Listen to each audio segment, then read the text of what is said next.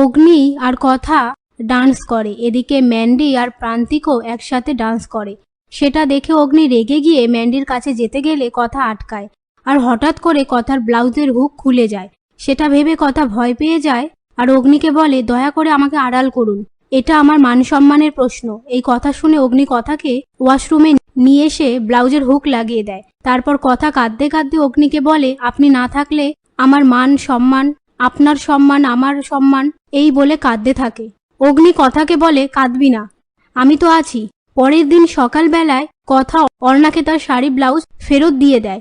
প্রিয়া অর্ণাকে বলে, একবার চেক করে নে। অর্ণা চেক করে দেখে তার ব্লাউজের হুকটা ছিঁড়ে গেছে।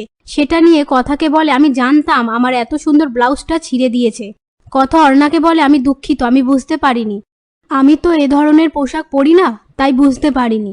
ওদিকে অগ্নি কায়দা কানুনে সবাইকে বলে ম্যান্ডি কালকে প্রান্তিকের সাথে নাচ করেছে, আর এই নিয়ে ম্যান্ডিকেও কথা শোনাতে থাকে।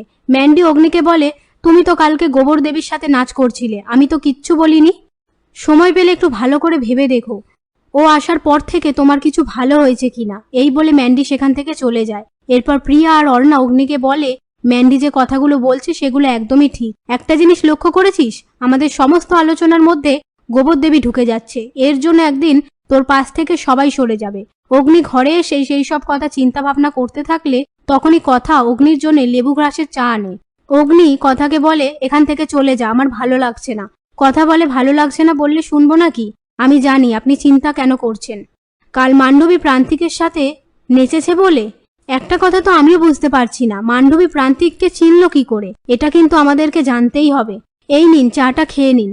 অগ্নি রেগে গিয়ে চায়ের কাপটা কথার হাত থেকে ঠেলে ফেলে দিয়ে বলে, একটু কি শান্তি দিবি না তুই আমাকে এই জীবনে?